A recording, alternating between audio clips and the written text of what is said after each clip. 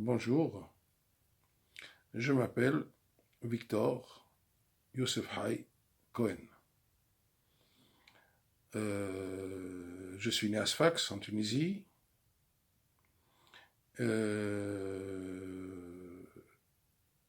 En 1949.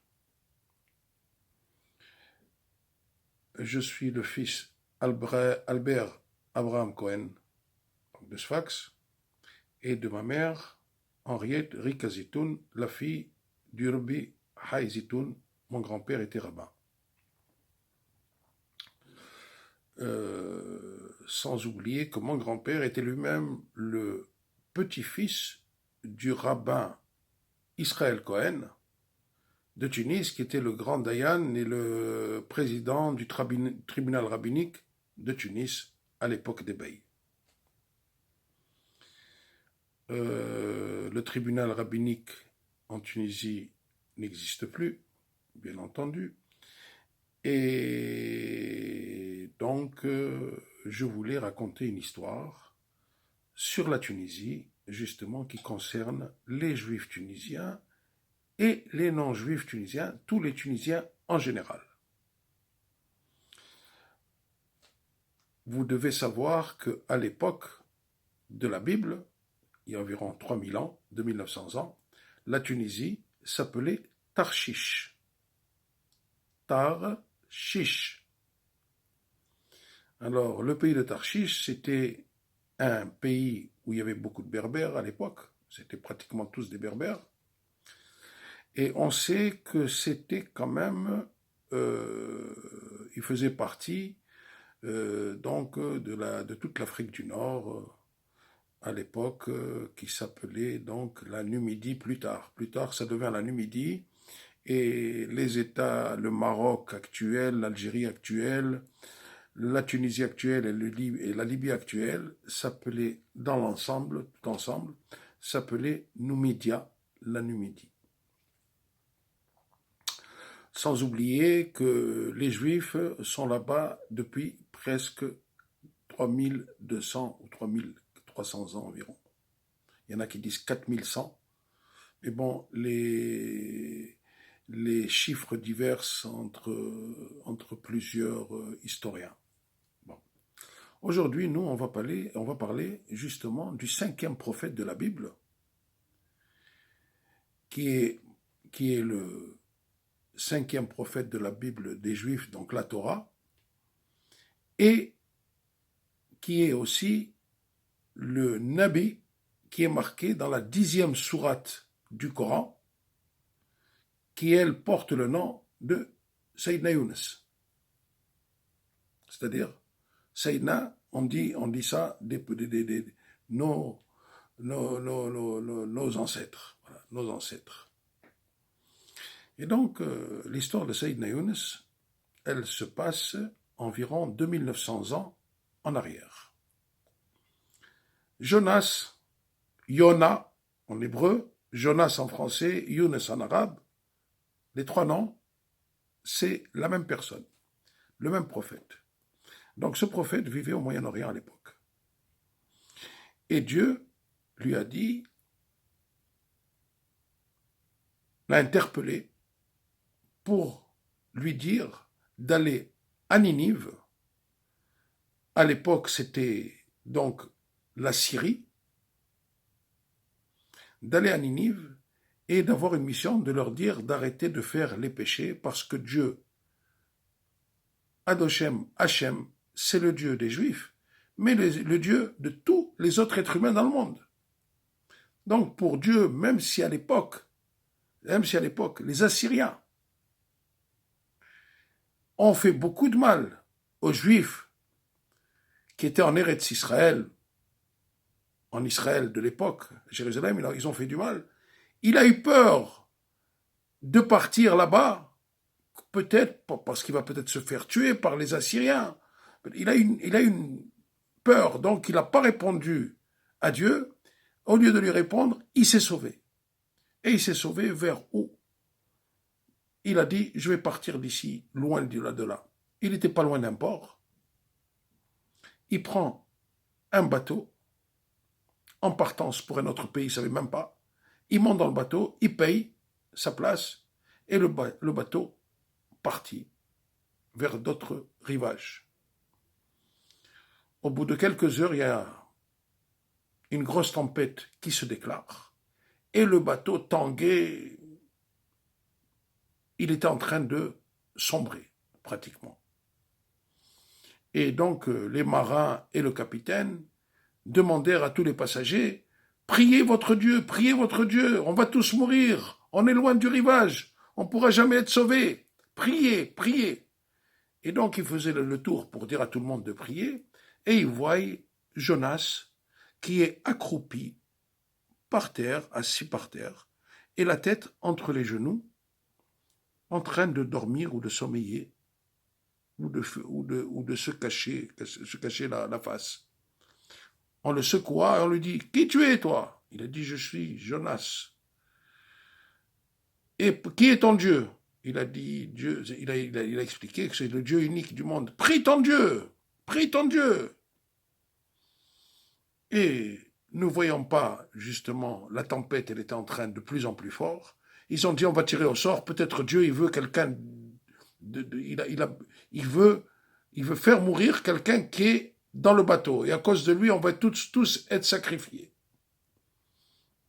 Donc on fait un tirage au sort, et le sort sortit sur Jonas, sur Seydina Younes, sur Yona. Ni une ni deux, on le prit, on le saisit, et on le jeta par-dessus bord. Un gros poisson, peut-être une baleine, peut-être un gros poisson dont on ne dit pas donc quelle espèce de poisson, mais c'est un gros poisson, il ouvra la bouche et il avala entier. Il rentra dans le ventre du poisson et il resta quelques jours et quelques nuits. Bien entendu, dans le ventre d'un poisson, très peu d'oxygène peut-être, très mal à l'aise, serré. Il était, au bout de quelque temps, à moitié mort pratiquement. Et d'un seul coup, la baleine, elle arrive vers un rivage et elle crache le prophète Jonas par sa bouche. Et Jonas tomba vers le rivage. Il y avait des villageois pas loin. Ils coururent voir Jonas, ils trouvèrent un homme presque mort. Ils le soignèrent. Et après quelques temps, peut-être quelques semaines, quelques mois, on ne sait pas, la Bible ne dit pas combien de temps. Et donc il se remit sur pied.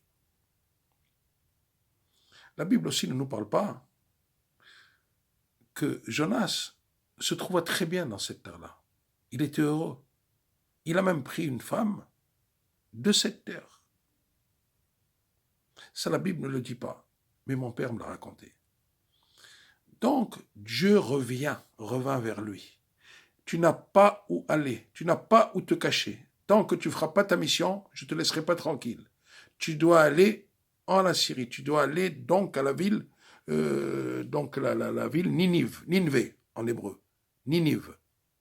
Après, bien entendu, les Assyriens plus tard,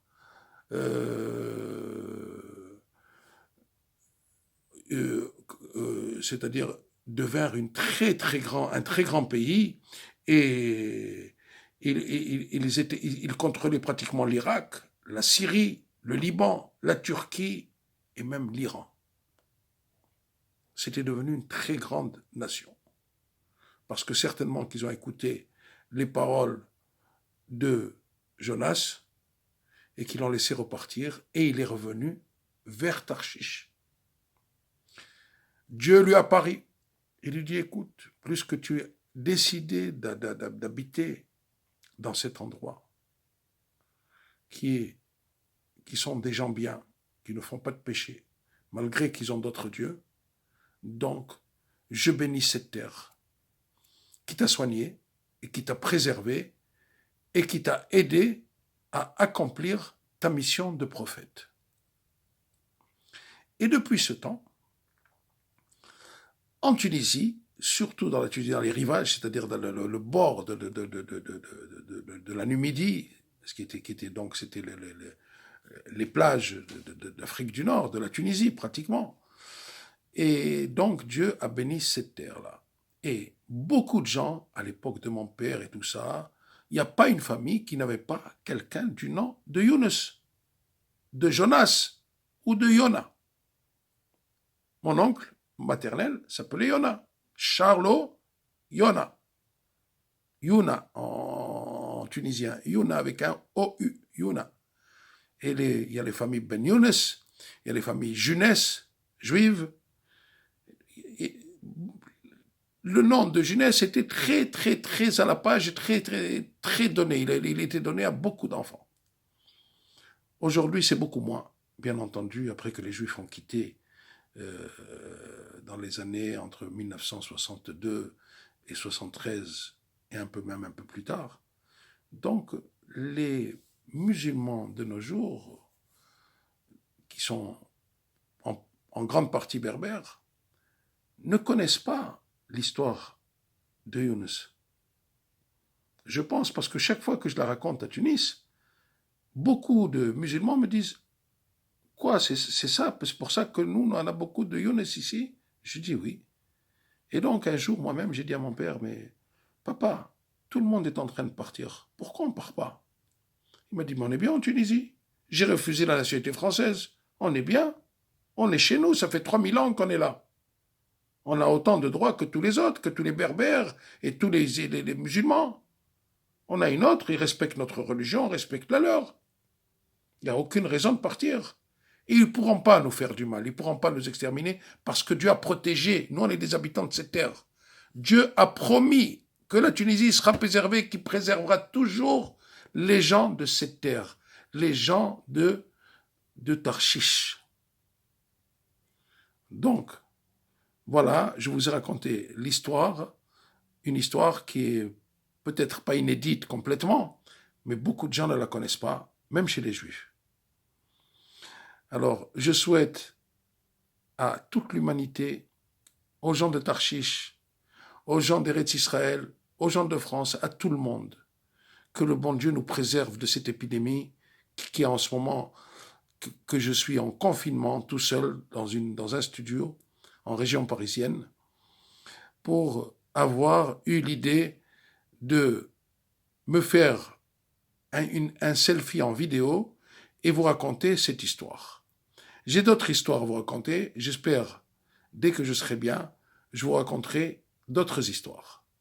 Voilà, je vous souhaite une bonne fête de Pessah à tous les Juifs et une bonne guérison et une bonne fête de Pâques aux chrétiens et à toute l'humanité. Bonne soirée.